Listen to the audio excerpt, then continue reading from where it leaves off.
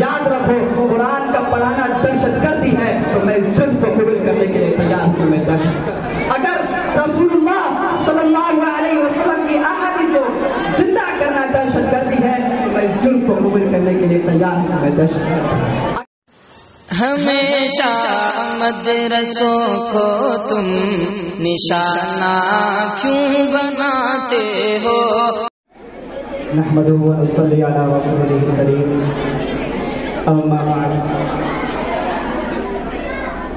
Stage پر تشریف فرما حضرات علماء کرام، اساتذہ کرام اور باہر سے آئے ہوئے معزز مہمان کرام اور میری پیاری بہنوں اور بھائیوں، السلام علیکم ورحمۃ اللہ وبرکاتہ. آج ہم سب یہاں جمع ہیں جس طریقے سے اس ملک کے اندر ایک دوسرے کے دکھ اور درد میں شریک رہتے ہوئے اپنی زندگی کو گزارتے چلے آ رہے ہیں، آج بھی ہندوستان کے اندر بسنے والے لوگ یہی چاہتے ہیں، اسی طریقے کے اوپر اپنی زندگی کو گزارنا چاہتے ہیں. اس ملک کے اندر نہ جانے کتنے دھرم کے لوگ موجود ہیں.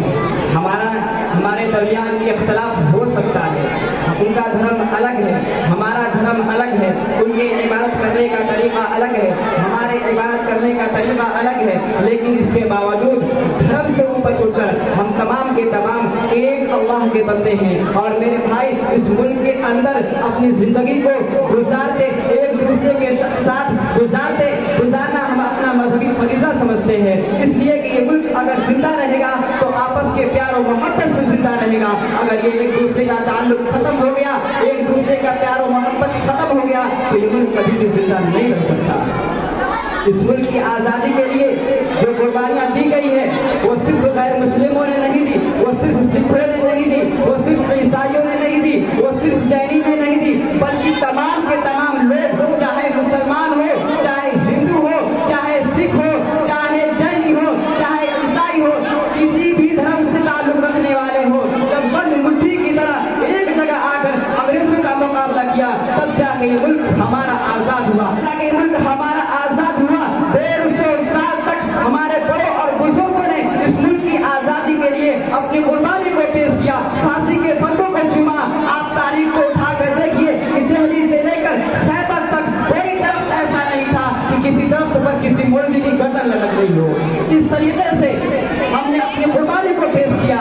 آج بہت آسانی کے ساتھ وہ لوگ جو انگریزوں کی غلامی کیا کرتے تھے، جو انگریزوں کی تلوار چاٹا کرتے تھے، جو انگریزوں کے گھوڑے کی مالش سے کیا کرتے تھے، وہ بہت آسانی کے ساتھ یہ کہہ دیا کرتے ہیں کہ جاؤ پاکستان چلے جاؤ. ارے میں ان کو یہ کہنا چاہتا ہوں کہ اسی گلی کی ہے خاک سے یہی خاک اپنی ملائیں گے، اسی گلی کی ہے خاک سے یہی خاک اپنی ملائیں گے. نہ بلائے آپ کے آئے تھے، نہ نکالے آپ کے جائیں گے. یہ ہمارا اپنا ملک ہے، یہ ہماری اپنی زمین ہے، یہ ہماری اپنی دھرتی ہے.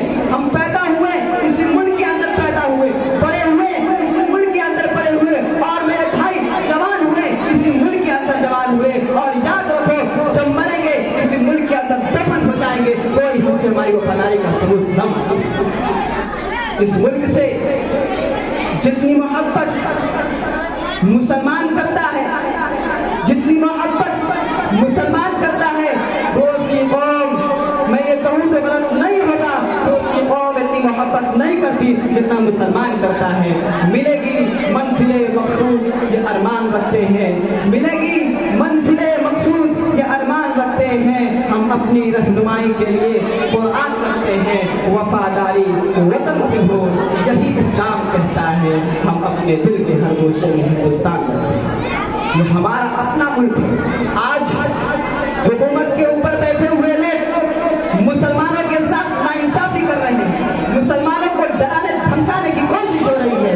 آپ دیکھیے کہ کہیں گائے کے نام پر، کہیں مسجد کے نام پر، کہیں مندر کے نام پر مسلمانوں کو، دونوں کو، ہندوؤں کو چلایا جا رہا ہے، مارا جا رہا ہے، کاٹا جا رہا ہے. آپ ان کے اوپر پابندی نہ لگا کر شریعت آپ کو مل گئی، مسلمان آپ کو مل گیا، اللہ کے نام لینے والے مل گئے، اور آپ ان کے اوپر پابندی نہ لگا کر شریعت کے اوپر پابندی لگانے کی کوشش کرتے ہو، اور دوسرے مسئلے کے اوپر قانون بناتے ہو. طلاق کے سلسلے میں قانون کرتے ہو، یاد رکھو مسلمان بھوکا سو سکتا ہے، یاد رکھنا مسلمان بھوکا سو سکتا ہے، مسلمان آسمان کے نیچے اپنی زندگی کو گزار سکتا ہے، لیکن اپنے دین اپنے مذہب کو چھوڑنے یہ کبھی نہیں ہو سکتا۔ جب تک جسم کے اندر جان باقی رہے گی، جب تک طاقت باقی رہے گی، ہم اس ملک کے اندر اپنی شریعت کے ساتھ زندہ رہیں گے، اپنی اذانوں کے ساتھ زندہ رہیں گے، اپنی ٹوپی کے ساتھ زندہ رہیں گے، اپنی داڑھی کے ساتھ زندہ رہیں گے۔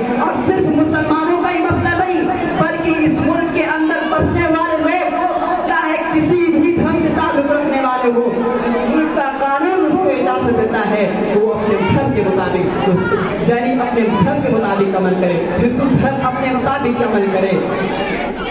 اور میرے بھائی، ایک پاگل اٹھا ملک سے اور خط لکھ دیا کہ مدارس کو بند کر دیا جائے، یہ دہشت گردی کے اڈے ہیں، یہ مدارس دہشت گردی سکھاتے ہیں، یہ مدارس کو بند کر دیا جائے۔ ارے اسے بیوقوف کو پتا نہیں کہ مدارس اسلامیہ کا ہندوستان کے اوپر اتنا بڑا احسان ہے کہ اگر یہ مدارس اسلامیہ نہ ہوتے تو یہ ملک کبھی بھی آزاد نہیں ہوتا۔ اس نے ایسے میرے مدارس نے، اس نے ایسے چیلوں کو پیدا کیا، ایسے سپوتوں کو پیدا کیا جو انگریز سے ٹکرا گئے۔ یاد رکھو قرآن کا پڑھانا دہشت گردی ہے تو میں اس جرم کو قبول کرنے کے لیے تیار ہوں، میں دہشت گردی۔ اگر رسول اللہ صلی اللہ علیہ وسلم کی احادیث کو زندہ کرنا دہشت گردی ہے تو میں اس جرم کو قبول کرنے کے لیے تیار ہوں، میں دہشت گردی۔ اگر اس ملک کے اندر اذانوں کی سطح بلند کرنا دہشت گردی ہے تو میں اس جرم کو قبول کرنے کے لیے تیار ہوں کہ میں دہشت گرد ہوں۔ اور میرے بھائی، اس ملک میں ان غیر رہنماؤں کو اپنے سینے سے لگانا، ہندو کو، سکھوں کو، عیسائیوں کو اپنے سینے سے لگانا دہشت گردی ہے تو میں اس جرم کو قبول کرنے کے لیے تیار ہوں۔ ان تمام کی موجودگی میں اور انشاءاللہ یہ لوگ بھی تمام ہوں گے، اس لیے کہ مجھ کو یہ مدرسہ مجھ کو یہ تعلیم، مجھ کو یہ مدرسہ یہ سکھاتا ہے، میرا اللہ مجھ کو یہ تعلیم دیتا ہے کہ اللہ کے بندے چاہے کسی بھی ڈھنگ سے تعلق رکھنے والے ہوں اس کو اپنے سینے سے لگاؤ۔ آج میں اپنی آخری بات کہہ کر یہ بات کو ختم کرنا چاہتا ہوں کہ مجھے فخر ہے کہ میں مدرسے سے پڑھا ہوا ایک ادنا سا طالب علم ہوں، اور مجھے فخر ہے اپنے مدرسے کے طالب علم ہونے پر، اس لیے کہ یہ میرا مدرسہ مجھ کو یہ تعلیم دیتا ہے، میرا قرآن مجھ کو یہ بتلاتا ہے کہ اے میرے بیٹے، جب وقت کو ضرورت پڑے تو یہ گردن تیری جھکتی نہیں چاہیے، بلکہ یہ گردن کٹ کر وطن سے اپنی وفاداری کا ثبوت دے۔ یہ کس نے سکھایا؟ یہ میرے مدرسے نے سکھایا۔ یہ کس نے سکھایا؟ یہ میرے احادیث نے سکھایا۔ اگر یہ تمام کے تمام دہشت گردی ہے تو میں اس جرم کو قبول کرنے کے لیے تیار ہوں کہ میں دہشت گرد ہوں۔ اسی چند باتوں سے اپنی بات کو ختم کرتا ہوں۔ اللہ تعالیٰ اس ملک میں امن و امان کو قائم رکھے۔ وآخر دعوانا ان الحمد للہ رب العالمین۔